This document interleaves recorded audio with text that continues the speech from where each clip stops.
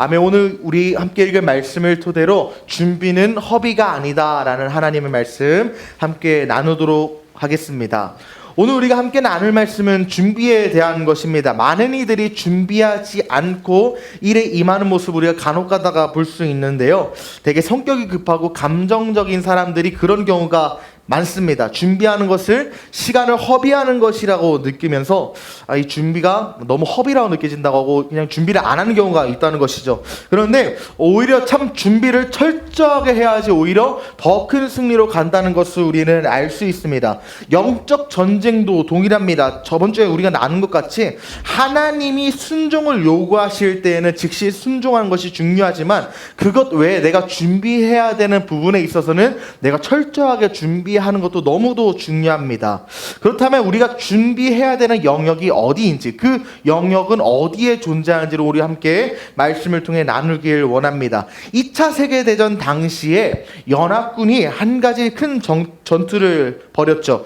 나치 독일에 맞서서 유럽 해방을 위해 정말 그 승부의 한 수를 던졌던 그런 전투가 있습니다. 바로 너무나도 유명하고 영화로도 많이 나온 노르망디 상륙작전입니다. 노르망디 상륙작전이 참 역사상 가장 중요한 전투였고요. 세계 2차 대전을 연합군의 승리를 이끈 가장 중요한 전투라고 평가가 됩니다. 이 작전은 단순히 수많은 병사들이 적진으로 돌격한 작전만은 아니었어요.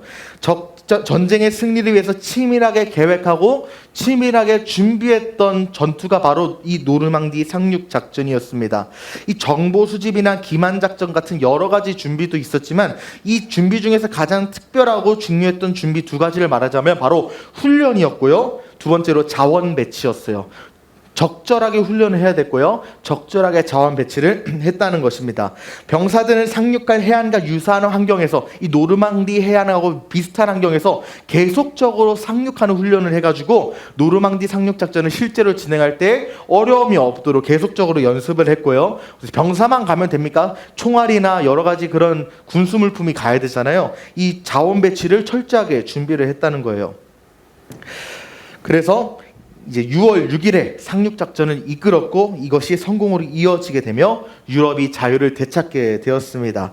그런데 이 노르망디 상륙작전이 사실은 세상의 전쟁에만 있는 것이 아니라 우리 영적 전쟁에도 이러한 원리가 작용한다는 것을 잊지 말아야 합니다. 영적 전쟁에 승리하기 위해서는 우리도 준비를 해야 되는데 이 노르망디 상륙작전처럼 우리가 철저하게 훈련하는 준비를 해야 되고요. 그리고 철저하게 무기를 준비하는 이 준비도 필요하다는 거예요. 오늘 말씀을 통해서 영적 전쟁에서 이것을 어떻게 준비할 것인지 함께 살펴보려고 합니다. 여러분 운동선수를 한번 보십시오. 제 몸뚱아리로 할 비유는 아니지만 이 운동선수들이 하루에 이 운동을 계속적으로 훈련을 했으니까 잘하는 거지. 갑자기 아침에 눈 떴는데 잘하게 된 게 아니잖아요. 계속적인 훈련을 통해서 성장이 된 거란 말이에요. 그것에 대해 가장 좀 대표적으로 예시를 드는 선수가 누가 있을까? 모든 선수가 다 훈련하지만 조금 옛날 사람이긴 합니다. 요즘 애들에 비하면. 그런데 너무나 유명한 축구 선수죠. 우리 박지성 선수가 저는 그 훈련에 대해서 가장 대명사가 되는 그런 운동 선수가 아닐까라고 생각을 했어요. 이 박지성 선수에게 한 기자가 질문을 했다고 해요. 어떤 질문을 했냐면 어떻게 그렇게 축구를 잘하게 됐습니까? 하고 박지성 선수한테 질문을 하게 됐는데 박지성 선수가 이렇게 대답을 했다고 해요. 제 키는 175에 몸무게는 70kg. 운동선수로서 왜소한 체격입니다. 그리고 고1까지는 키가 158밖에 안 되어서 키는 늘 제 약점이었고 아킬레스건이었습니다. 심지어 고등학교 때 감독님조차 내 작은 키 때문에 저에게는 축구를 시키지 않았고요. 몸집을 불려오라는 요구만을 했을 뿐이었어요. 제 발은 또 평발이기 때문에 축구 선수로서는 불리한 모든 조건을 갖고 있습니다. 그런데 저는 불리한 모든 조건을 갖고 있기 때문에 포기하지 않고 더 열심히 악착같이 훈련했습니다. 이렇게 인터뷰에 응했다고 해요. 나의 약점 앞에서 절망한 게 아니라 내 자신의 한계를 극복하기 위해 계속적으로 훈련을 했다는 것이죠. 그 훈련으로 찾아온 변화가 뭐였습니까? 처음에는 내가 과연 축구 선수를 잘 할 수 있을까? 우리 감독님조차도 나를 포기했는데 내가 축구 잘할 수 있을까라는 의심이 들었지만 이 훈련이 쌓여서 결국 훌륭한 축구 선수로 정체성이 세워지고 탁월한 기량을 보이게 되었죠. 박지성 선수가 보여준 이 이야기는 우리의 영적 전쟁에서도 큰 교훈을 줍니다. 박지성 선수가 자신의 한계에 굴복하지 않고 날마다 이 한계를 돌파하기 위해서 훈련했던 것처럼, 그리고 이 훈련을 자신의 습관을 들일 때 탁월한 선수로 거듭났던 것처럼 우리의 영적인 삶에서도 중요한 것은 한 번의 큰 결단으로 한 방을 노리는 것이 아니라 매일의 작은 습관을 통해서 내 삶을 바꾸는 것이 너무 중요하다는 것이죠. 그렇다면 여러분에게 질문합니다. 여러분의 습관은 어떻습니까? 여러분의 습관, 여러분의 버릇, 여러분의 현실은 무너진 나의 모습을 그저 방관하면서 그냥 물 흘러가는 대로 지켜보는 습관을 갖고 있습니까? 아니면 그것에 저항하고 발버둥 치면서 그것을 극복하기 위해 날마다 훈련하는 것이 여러분의 습관입니까? 영적 전쟁의 승리를 만들기 위해서는 나를 연단하고 훈련할 습관이 필요하다는 거예요. 오늘 본문은 그 습관에 대해서 다음과 같이 말을 합니다. 모든 성경은 하나님의 감동으로 된 것으로 교훈과 책망과 바르게 함과 의로 교육, 여기서 의로 교육은 정죄한다는 걸 말해요. 우리가 의로 행하지 못했을 때 의로 교육한다는 거니까요.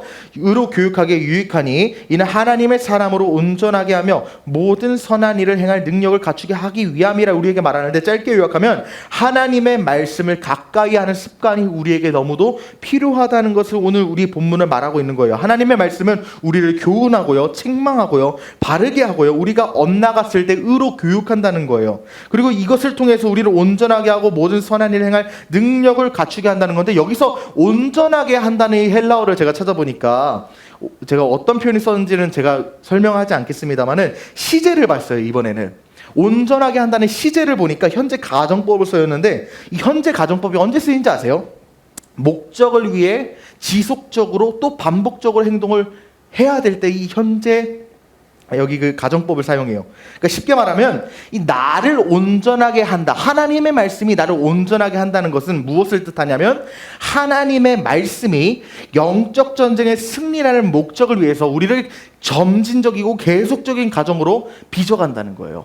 한 번에 끝나는 게 아니라 내가 승리할 때까지 계속적으로 훈련시키고 완성시켜 간다는 겁니다.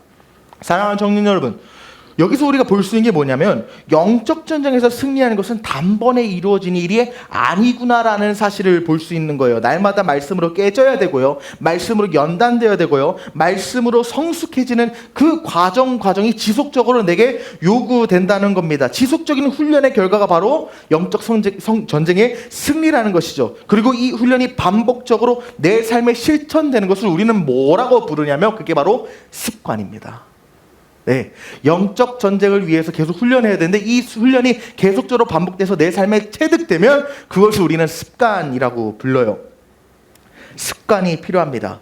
영적 전쟁에서 승리하기 위한 거룩한 습관이 내 인생에 너무도 필요하다는 거예요. 매일 하나님의 말씀 앞에 나가서 그 말씀을 읽고 묵상하며 그 말씀에 따라 내 삶을 점검하는 거룩한 습관이 내 인생에도 너무 필요하다는 겁니다. 그런 점에서 우리가 봐야 하는 사실이 하나 있습니다. 무엇이냐면, 이 습관이 모이면 정체성이 된다는 겁니다. 습관이 모이면 정체성이 된다. 당신의 습관이 모이면 그 습관이 당신의 정체성을 결정한다는 거예요. 작은 행동들이 모여서 나의 삶을 바꾸고요, 이 작은 행동들이 모여서 나아가 우리의 존재 자체를 변화시키는 능력을 만든다는 것이죠. 그래서 로마서 6장 우리에게 이렇게 말하고 있어요. 너희 자신을 종으로 들여 누구에게 순종하든지 그 순종함을 받는 자의 종이 된다고 말했어요. 쉽게 말하면 무엇이냐? 내가 어떤 것을 따르고 어떤 것에 순종하냐에 따라서 그것의 종이 된다는 겁니다. 예를 들어서 여러분이 음란한 생각, 음란한 습관을 날마다 하십니까? 음란한 습관이 여러분에게 있다면 여러분은 음란의 종이 된다는 거예요. 여러분이 돈을 쫓는 습관이 있어요? 그러면 여러분은 돈의 종이 된다는 거예요. 모든 가치 판단이 돈으로 귀결된다는 거예요. 그리고 여러분이 감정대로 행동하고 내 뜻대로, 그냥 내 꼴리는 대로 행동하는 습관이 있습니까? 그러면 여러분은 여러분 감정의 노예가 된다는 겁니다. 내가 어느 것에 순종하고 어느 것에 내가 종으로 들이냐에 따라서 그것이 내 정체성, 내 모습, 내 행동을 다 바꾼다는 것이죠.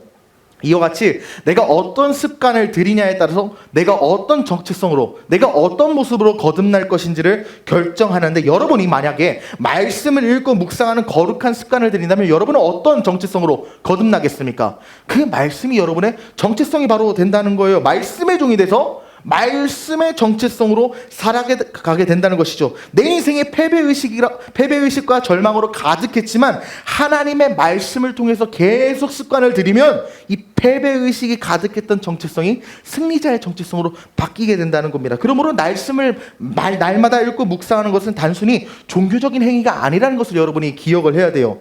우리의 내면을 변화시키고요, 우리의 영적 정체성을 재구성하는 거룩한 과정이기 때문에 단순히 그냥 종교적인 행위에 머무는 것이 아니라 나를 바꾸는 생명의 과정입니다. 그러므로 우리가 결단해야 되는 것이 무엇이냐? 날마다 말씀을 읽는 습관을 들여야 된다는 거예요. 여러분이 이번 주에 통독을 얼마나 하셨을지는 모르겠지만 왜 우리가 날마다 집에서 시간을 구별하여서, 장소를 구별하여서 말씀을 읽는 것이 중요하냐? 짧은 시간이지만 그 시간이 다 모여서 나의 정체성을 바꾸고 내 인생을 변화시키기 때문에 여러분이 그 습관을 들이는 것이 너무 중요하다는 것입니다. 그러므로 여러분에게 도전하는 것은 힘들지만 말씀을 계속적으로 꾸준히 읽어야 한다는 거예요. 그럴 때 여러분의 정체성이 하나님 안에서 거룩하고 새롭게 변화되기 때문이죠. 그리고 이것이 바로 영적 전쟁 승리의 비결이라는 것입니다. 이 습관이 여러분의 정체성을 형성합니다. 말씀으로 훈련된 승리자의 정체성을 가지고 다음 데이 전쟁터에 나가야 한다는 것이죠. 그러나 이런 질문이 분명히 생길 거라고 저는 생각을 해요. 습관적으로 성경을 읽는 게 물론 중요하다는 거 아는데, 습관적으로 성경을 읽으면 형식적인 신앙생활에 빠지지 않을까라는 두려움에 갖고 계시는 분 분명히 있을 거라고 생각합니다. 그리고 그럴 위험이 분명 존재하기는 해요. 저는 사실 이번에 말씀 준비해서 제일 생각났던 분이, 각자 다 생각나지만 우리 준이 형님이 제일 생각이 났어요. 예, 왜냐하면 예전에 저한테 물어봤었던 질문이잖아요. 예, 이제 저한테 예전에 예배 이후 모임 때 한번 여쭤보셨던 내용인데, 그때부터 쭉 어떤 답변을 해올까를 계속 생각했다가 이번 설교를 준비하면서 그 명확한 해답을 가져왔어요. 어떤 해답을 갖고 왔냐면, 형식적으로 신앙생활을 하지 않을까라는 두려움이 있잖아요. 그런데 형식이 꼭 나쁜 건 아니더라고요. 네, 형식이 꼭 나쁜 건 아니다. 왜냐하면 형식은 때로 나에게 기준이 되기도 하고요, 나를 엇나가지 않게 하는 방편이 되어주기도 하거든요. 이 형식 자체가 나쁘진 않고요, 형식이라는 게 없어서는 안 된다는 것을 기억해야 됩니다. 다시 말해서 형식이 내게 질서를 잡아주기 때문에 형식은 필요합니다. 우리가 드리는 예배에도 형식이 존재하잖아요. 말씀, 찬양, 기도, 성찬, 이런 형식이 존재하기 때문에 예배의 질서가 잡히는 것처럼 우리의 신앙생활이 형식이 없어서는 안 돼요. 날마다 말씀을 묵상하는 이 형식, 이 습관을 지키는 것은 중요합니다. 형식은 문제가 되지 않아요. 예를 들어서 때로 예배 나가기 싫을 때가 분명 여러분에게도 존재하잖아요. 힘들고 주일에 나가기 싫고 그냥 빈둥거리는 때가 분명히 존재한단 말이에요. 그런데 그때 여러분의 마음을 지키고 예배에 나오게 하는 것이 무엇입니까? 주일이라는 형식이 여러분은 그래도 교회에 나가야 되게, 이것을 만들지 않아요? 형식이 나의 신앙생활을 지킨단 말이에요. 내가 때로는 교회 나가기 싫어 형식적으로 주일 예배 나왔지만 그것조차도 알고 보니까 내가 엇나가지 않도록 나의 삶의 루틴을 만드신 하나님의 은혜 안에 있었다는 사실을 나중에 깨닫게 되는 것처럼, 말씀 묵상도 때로는 하기 싫지만 이것이 형식적으로 말씀을 읽는 습관으로 만들어지면 그것이 나도 모르게 나를 지키는 방편이 된다는 거예요. 습관적으로 말씀 읽으십시오. 형식적으로 말씀 읽어야 합니다. 그러나 우리가 주의해야 되는 것은 뭐냐? 습관적으로, 형식적으로 말씀을 읽는다 하여도 그 습관 가운데 내 마음이 묻어지지 않았는가를 점검해야 되는 거예요. 형식은 죄가 없습니다. 내가 형식적으로 말씀을 읽던지 형식적으로 읽지 않던지, 때때로 읽던지 매일 날마다 읽던지, 그 가운데 하나님을 갈망하는 마음이 있으면 그 말씀은 생명으로 나에게 다가오지만, 하나님을 갈망하는 마음이 없는 상태로 읽는다면 때때로 읽든 날마다 읽든 그것은 내게 생명으로 다가오지 않기 때문에 중요한 것은 내 마음이라는 거예요. 그러므로 여러분에게 도전하는 것은 날마다 말씀 읽는 습관을 들이는 것을 도전하고 또 간구합니다. 말씀 묵상의 시간이 누적될수록 여러분의 내면은 새로워질 거고요, 여러분의 삶이 변할 거고요, 무엇보다 앞서 말했듯이 여러분의 정체성이 바뀌기 때문에 하나님 안에서 이 습관을 들이는 것이 너무도 중요합니다. 이 습관을 들이십시오. 하나님의 말씀 여러분 온전하게 할 거예요. 그리고 모든 선한 일을 행할 능력을 주실 거고요. 여러분을 날마다 승리의 길로 인도하실 거기 때문에 이 습관을 들이는 태도는 너무 중요해요. 이 작은 습관이 모여서 여러분의 정체성을 바꿀 것이기 때문에. 그러므로 말씀을 읽는 습관을 들이십시오. 군인들을 한번 예를 들면 군인들도 매일 똑같은 훈련을 한단 말이에요. 그런데 정말 중요한 것이 뭐냐면 똑같은 훈련을 하지만 이 훈련이 습관이 되어서 그냥 형식만 남아있고 마음을 잃어버리면 어떻게 될까요? 여러분 한번 봅시다. 군인들이 형식적으로 훈련한다고 해서 그 훈련 자체가 무의미한 걸 아니라는 거 아시죠? 매일 똑같은 훈련을 해요. 예를 들어서 매일 수류탄 던지는 훈련합니다. 그런데 이것이 내가 그냥 훈련할 때는 왜 매일 똑같은 훈련하는 거야? 왜 매일 형식적으로 할 수 있는데 계속 시키는 거야? 라고 생각이 들 수 있잖아요. 근데 전쟁 상황에서는 내가 당황해서 수류탄 핀을 제대로 못 뽑았는데도 못 던지는 상황이 있을 수 있단 말이에요. 내가 형식적으로 계속 똑같은 훈련을 반복적으로 할 때 무의식적으로 이것이 훈련으로 체득이 돼서 행동이 먼저 나가게 된단 말이에요. 나의 판단보다. 형식적인 훈련은 이래서 중요한 거예요. 무의미하지가 않습니다. 실제 전투 상황에서 본능적으로 대응할 수 있는 능력을 주는 것이 바로 형식적인 훈련이기 때문에 내가 형식적으로 말씀 있는 게 위기 상황에 하나님 말씀을 딱 붙잡을 수 있는 방편이 될 수 있으므로 형식은 중요해요.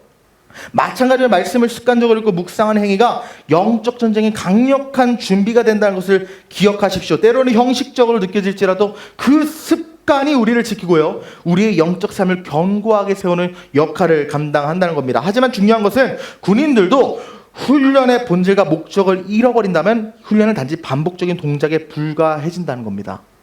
목적이 있는 상태에서 형식을 가져야 된다는 거예요.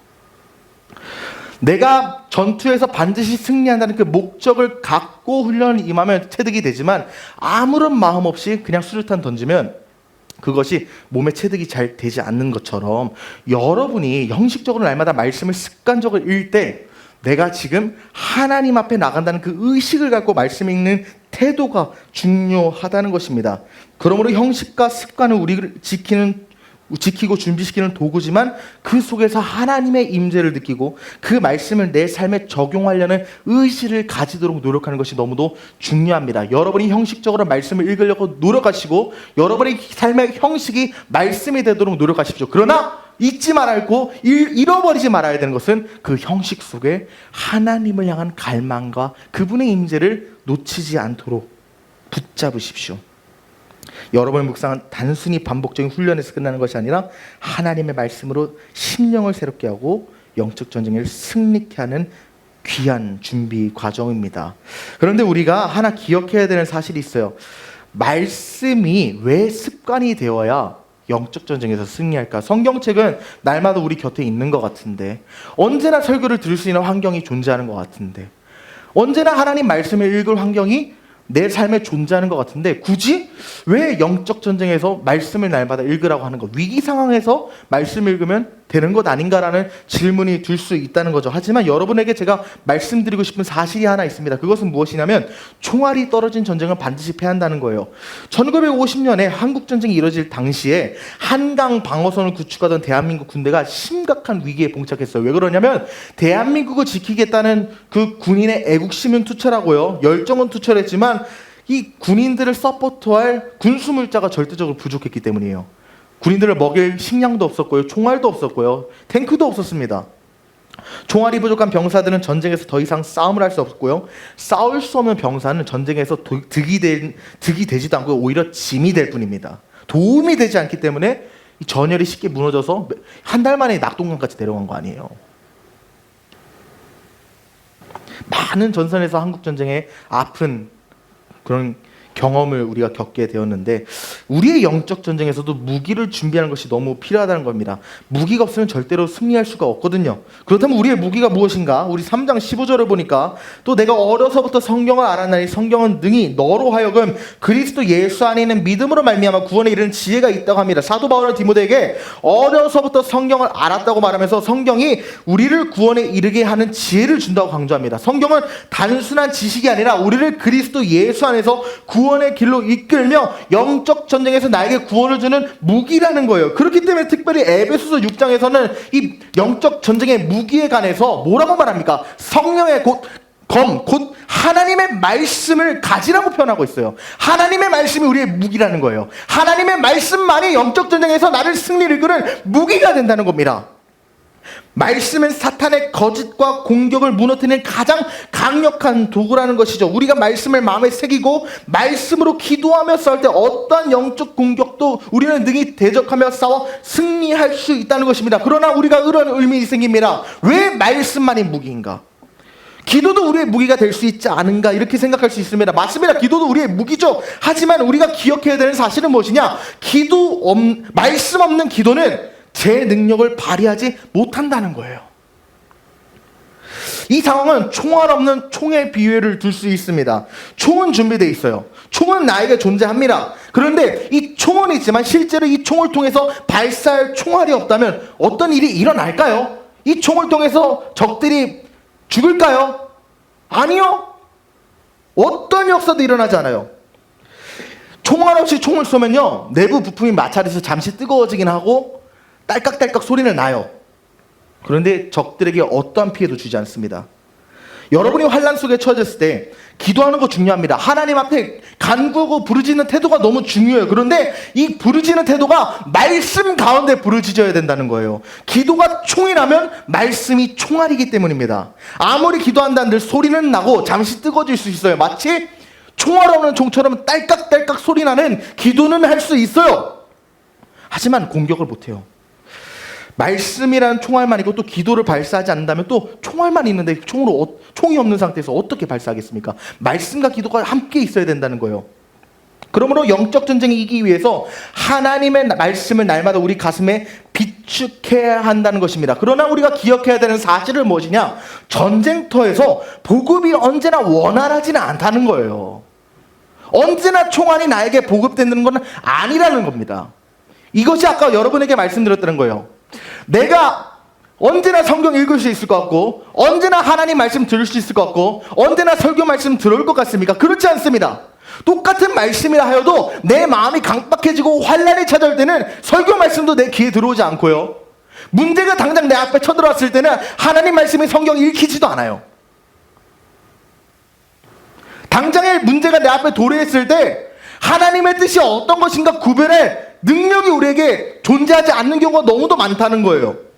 하나님 말씀이 적재적소에 보급이 돼서 그것을 통해 기도를 하며 구원받고 기도의 역사를 체험할 수 있는데 이 말씀이 보급되지 않는 경우가 환난 가운데서 존재한다는 것입니다. 그런 때를 위해서, 내 위기의 때를 위해 평소의 말씀을 비축하라는 거예요. 전쟁 터졌는데 그때서야 군수공장 돌려서 총알 만드는 거 이미 늦었습니다. 전쟁이 터지기 전에 총알을 만들어놔야 돼요. 환란이 찾아오기 전에 그 환란을 대적한 말씀이 내 가슴 안에 이미 들어와 있어야 된다는 거예요. 요셉의 이야기를 한번 보십시오. 요셉이 총리가 돼서 7년 흉년을 대비하기 위해서 7년 풍년의 기간 동안 자신의 창고를 채워놨잖아요. 만약에 흉년이 들었는데 그 흉년이 든 상태에서 갑자기 흉년을 극복하기 위해 농사를 지었다면 그 흉년 극복할 수 있었겠습니까? 절대로 극복하지 못해요. 7년 동안 곡식을 비축해왔기 때문에 7년의 풍년을 통해 7년의 흉년을 극복했잖아요. 우리의 영적 전쟁도 동일하다는 거예요. 우리의 인생에 흉년이 찾아올 때가 있습니다. 그런데 그 흉년을 대비하는 것은 우리의 풍년에 대해 대비를 해야 된다는 거예요. 내가 하나님 말씀 읽을 수 있을 때 읽어놓고 내가 하나님 말씀 들을 수 있을 때 드러나서 환란이 찾아올 때 내 가슴 속에 있던 그 말씀이 꺼내질 수 있도록 대비를 해야 된다는 겁니다. 습관적으로 읽었던 말씀, 지금은 생명과 없는 것 같죠? 형식적으로 읽었다고 아무런 역사도 일어나지 않는 것 같지만 그 습관적으로 읽었던 말씀이 나도 모르게 내 가슴에 새겨지고 그것이 나도 모르게 내 안에 있다가 위기 상황이 찾아올 때 적재적소로 말씀이 튀어나온다는 겁니다. 그래서 말씀을 평소에 읽는 습관이 너무도 중요한 거예요. 환란이 찾아왔을 때 말씀 읽는 거 늦었고요, 말씀 귀에 들어오지도 않아요. 그리고 이 양이 얼마나 방대한데 이 하나님의 수많은 말씀 가운데 그 상황에 맞는 말씀을 그 적재적소에 찾는 게 얼마나 힘듭니까? 평소에 읽으면 그 많은 말씀 중에서 필요한 상황에 필요한 말씀이 툭 튀어나오거든요. 그러므로 무기를 비축하는 행동, 평소에 무기를 비축하는 말씀 묵상이 너무도 중요하다는 것을 기억하십시오. 내가 습관적으로 읽은 말씀은 위기 속에서 드러난다는 거예요. 하나님의 말씀을 날마다 가까이 하는 삶을 살아야 된다는 것입니다.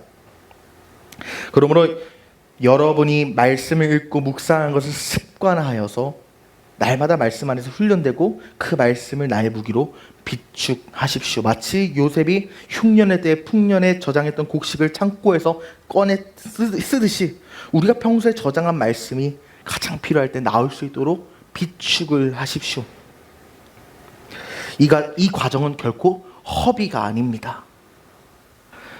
지금 말씀을 읽어도 변화가 없는 것 같아요? 지금 하나님 말씀 묵상해도 하나님 역사하지 않는 것 같아요? 시간 허비하는 것 같아요? 그렇지 않습니다.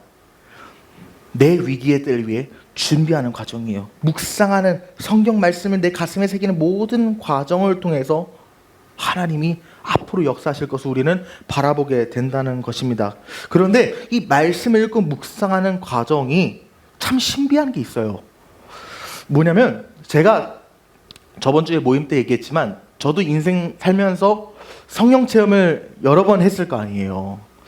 뭐 방언도 터지는 게 성령 체험의 일종이라 할 수도 있고요. 뭐 보는 게 성령 체험일 수도 있고 듣는 게 성령 체험일 수도 있잖아요. 근데 제 인생에서 가장 강력한 성령 체험 무엇이었느냐? 저에게 선택하라고 한다면 다 너무 귀하고 제가 감히 성령께서 역사하신 게 우열을 가릴 수는 없습니다. 제가 미천에서. 하지만 제 인생에서 가장 큰 변화를 줬던 성령 체험은 뭐였냐? 하나님의 말씀을 읽히는 체험이었어요. 그전에는 성령의 조명하심이 뭔지 몰랐어요. 말씀을 읽어도 그냥 학문적으로 이해가 됐고요. 말씀을 읽어도 그냥 구조적인 분석은 됐는데 이 말씀이 생명력으로 저에게 다가오는 것을 체험한 적이 없었어요. 근데 성령이 제 눈을 여시고 제 마음을 여시고 제 귀를 여시니까 말씀을 읽는데 해석이 되고 그것이 내게 어떤 의미와 어떤 역사를 주는지가 보이는 거예요. 이게 제가 제일 강력하게 체험했던 성령 체험이었습니다. 예수님이 귀에서 속삭이는 것 같은 거예요. 그래서 우리가 기억해야 되는 사실이 뭐냐면 내가 말씀을 읽고 묵상하는 모든 과정 가운데 내가 혼자 하는 것이 아니라는 겁니다. 그 과정 가운데 누가 함께 하시느냐? 우리 예수님이 함께 하신다는 거예요. 내가 준비하는 모든 과정 가운데 우리 예수님이 함께 하신다는 겁니다. 왜 그럴 수밖에 없는지 아세요? 내가 말씀을 혼자 읽고 말씀을 혼자 분석하고 묵상하고 큐티하는 그 과정 나 혼자 있는 것 같은데 그 가운데 왜 예수님이 함께 하실 수밖에 없느냐? 요한복음 1장에서 우리에게 이렇게 증거하고 있기 때문입니다. 말씀이 육신이 되어 우리 가운데 거하시면 우리가 그 영광을 보니 아버지의 독생자의 영광 은혜와 진리로 충만 말씀이 육신이 되었다. 하나님의 말씀이 단순히 기록이나 교훈이나 어떠한 종교적인 글로 끝난 것이 아니라 우리를 위해 이 땅에 오신 예수 그리스도 그분 자체가 바로 하나님 말씀이고 말씀 자체가 바로 예수 그리스도라는 거예요. 말씀 이꼴 예수 그리스도라는 겁니다. 그래서 우리가 성경을 읽고 묵상하는 것은 단순히 지적인 깨달음을 위해 읽는 것이 아니라 그리스도를 만나는 통로라는 거예요. 성경은 깨닫기 위해 읽는 것이 아닙니다. 더 정확히 표현하면 성경의 깨달음에서 끝나면 안 된다는 거예요. 단지 내 지적인 욕구랑 정서적인 만족을 위해서 성경을 읽으면 안 된다는 거예요. 내가 깨닫기 위해 읽는 것이 아니라 성경은 주님과 동행하기 위해 읽는 거예요. 예수 그리스도는 말씀이시기 때문에 말씀을 읽을 때 우리는 그분을 만나게 되거든요. 만약 기독교가 말씀을 단지 깨달음을 위해 읽는다면 세상에 많은 종교랑 무슨 차이가 있습니까? 만약에 성경을 깨달음을 위해서 읽는 것이라고 하잖아요. 그럼 어떻게 되는 건지 아세요? 내 구원이 흔들립니다. 왜냐하면 깨달음은 나에게 행위를 요구하거든요. 깨달았으면 그 깨달은 대로 행할 것을 나에게 요구하거든요. 하나님이 나에게 말씀을 주신 것이 너희가 이 말씀 듣고 깨달아 이것으로 주신 것이라면 우리는 율법에 머물러 사는 인생입니다. 무엇이 죄고 무엇이 죄가 아닌지를 구별하는 것만이 목적이었다면 나는 그 율법을 지키면서 살아야 돼요. 세상의 많은 종교와 똑같이 깨달은 대로 살기 위해서 발버둥 쳐야 되고요. 그 기준에 도달하기 위해서 읽어야 돼요. 내 깨달음대로 수행하고 내 힘으로 구원을 이뤄야 한다는 이 세상의 종교랑 차이가 없어진다는 거예요. 그러나 우리가 기억해야 되는 것은 무엇이냐? 말씀은 분명 지식적인 면도 존재합니다. 학문적인 면 없어서는 안 돼요. 그러나 거기서 끝난 것이 아니고 지식이 전부가 아니라 하나님의 말씀은 능력이라는 것을 기억하십시오. 우리가 말씀을 읽을 때 주님과 동행하며 그분을 알아가고 그분 안에서 살아가게 되는 능력을 얻게 된다는 거예요. 초신자들이 저한테 이런 말을 많이 해요. 구약시대 때는 하나님이 번쩍 나타나가지고 직접 말해주시고, 신약 초기에는, 우리가 지금 신약 시대를 살고 있지만 초대교회 이전 예수님 공생의 시대 때는 이 제자들이 예수님 직접 만지고 소리를 듣고 보았는데 우린 너무 억울하다, 보지도 않는 것을 믿으라고 요구하시니 너무 억울하다라고 초신자들이 많이 말하는 것을 봤습니다마는, 아니요, 우리 주님은 지금도 동행하시고요, 임마누엘 함께 하신다는 것을 이 성경을 통해서 성취하셨어요. 그렇기 때문에 여러분이 말씀을 읽고 그 말씀으로 세임을 받아 말씀을 믿잖아요. 그러면 예수님과 동행했던 12 제자들이 체험했던 여러 가지 기적과 역사와 표적이 내 삶에도 동일하게 일어납니다. 예수님께서도 믿지 않는 자에게는 역사하지 않으셨죠. 하지만 믿는 자에게는 역사하셨던 것처럼 우리도 말씀을 믿으면 하나님께서 동일한 역사를 베푸신다는 거예요. 우리가 말씀을 통해 주님을 만나야 합니다. 우리의 신앙생활은 스스로 돌을 닦고 수행하며 깨달음을 얻는 것이 아니라, 말씀으로 혼자 씨름하는 싸움이 아니라, 오히려 우리의 힘과 노력으로는 하나님께 다다를 수 없기 때문에 하나님께서 말씀으로 우리에게 다가오신 것을 누리고 체험하는 것이 우리의 신앙생활입니다. 말씀을 통해 우리 예수님을 더욱 의지하는 법을 배워야 돼요. 말씀을 통해 우리 예수님을 더 바라보고 예수님께 더 나아가는 법을 배워야 합니다. 그러므로 여러분에게 한 가지 요청을 드리고 알려드리고 싶은 것이 있어요. 여러분이 성경을 읽으면서 날마다 성경 읽는 것이 어렵게 느껴지십니까? 거룩한 습관을 들여야 되는데 이 습관들이 너무도 어렵게 느껴지십니까? 공감합니다. 세상 사는 게 바쁜데 시간을 구별하여서 성경 읽는 거 힘들어요. 그리고 차라리 동화책이라면 쉽게라도 읽겠지만 이해가 되지 않는 부분이 많잖아요. 시간 구별하는 거 힘듭니다. 그런데 여러분에게 참 말씀드리고 싶은 게 뭐냐면, 내가 성경을 구별하여 읽는 습관을 들이기 어려운 거는 사실은 성경을 읽기 어려운 게 아니에요. 말씀이 우리 주님이시라면 내가 말씀과 독대하는 시간이 어렵습니까? 그것은 나랑 주님의 관계가 사실은 그 정도라는 것을 대변해요. 내가 지금 말씀 읽는 습관이 거리감이 좀 느껴지십니까? 그것은 주님과의 거리감이 그 정도 된다는 겁니다. 그럴 때 여러분에게 도전드리고 싶은 게 뭐냐면, 솔직하게 주님한테 고백하라는 거예요. 주님, 내가 지금 말씀을 가까이 하는 게 너무 어렵습니다. 말씀 가까이 못하고 있어요. 그런데 그럼에도 불구하고 주님께 더 나가고 싶습니다. 주님을 더 만나고 싶습니다. 도와주십시오. 이것을 결단하여서 한 장이라도 읽어보세요. 통독이 어려우면. 그러면 어떤 일이 일어나냐? 마치 이런 거랑 똑같아요. 처음에 잘 알지 못했던 사람들이 한 쌍이 만났습니다. 어색하죠? 같이 있고 싶지 않죠? 서먹서먹합니다. 그런데 그 만나는 시간이 1시간이 되고 2시간이 되고 하루가 되고 이틀이 되면, 처음엔 10분도 만나기 어려웠던 것이 나중에 일주일 만나고 같이 살아도 거리낌이 없이 느껴지는 것처럼, 우리 주님과 만나는 이 시간도 처음에는 한 장 읽는 거 어렵지만 계속 한 장 읽고 한 장 읽고 하면 그것이 2장이 되고 3장이 되고, 10분 읽었던 것이 힘든 게 2시간이 되고, 어색했던 사람과 가까워지는 것처럼 어색했던 우리 주님과 더 친밀해지는 것을 여러분의 삶을 통해 체험하게 될 거예요. 또 이런 어려움도 있죠. 말씀을 읽었는데 해석이 안 됩니다. 너무 어렵습니다. 가끔 쉬운 성경 보는데도 어렵습니다. 이해합니다. 저도 어렵거든요. 그런데 사실은 그것도 뭘 뜻한지 아세요? 내가 말씀을 이해하지 못하는 거는 그만큼 내가 주님을 아직 잘 알지 못한다는 것도 뜻해요. 그럴 때 우리가 어떤 것을 고백해야 됩니까? 내 지식으로는 주님의 모든 것을 알 수 없음을 고백하고 이렇게 말해야 됩니다. 주님, 제가 주님을 다 이해하지 못합니다. 그런데 그럼에도 불구하고 주님을 알아가고 싶습니다. 말씀 속에 주님 계신 것을 아니까 주님, 이 말씀을 통해 주님 만나게 하시고 주님을 알아가게 해주십시오. 그렇게 기도하잖아요. 여러분 처음에 말씀 한 장도 이해 못했는데 이해되는 기적을 체험할 거예요. 그래서 기도하고 말씀 읽으라는 거예요. 아까 뭐라고 말했습니까? 기도는 총이고 말씀은 총알이다. 둘이 떨어져서는 생명력이 발휘되지 않는다고 했잖아요. 말씀 묵상할 때도 기도하고 읽어보세요. 하나님 역사하세요. 그러므로 성경을 가까이 하고 말씀 속에 그리스도와 동행하십시오. 말씀은 단지 읽는 것이 아니라 살아계신 예수 그리스도와의 교제의 자리다. 성경을 읽을 때마다 우리 주님께서 우리와 가까이 하신다는 사실을 잊지 마십시오. 말씀을 통해 우리 주님을 더 가까이 알아가며 그분의 은혜와 능력을 덧입어야 합니다. 이렇게 말씀을 붙들 때 우리의 영적 전쟁에 어떤 역사가 일어나는지 아세요? 여러분의 삶에 환란이 찾아올 때 무기가 뭐라고 했어요? 말씀이 우리의 무기라고 했잖아요. 그런데 아까 요한복음 1장 14절에서 뭐라고 했습니까? 말씀은 곧 예수 그리스도라고 했어요. 뭘 말합니까?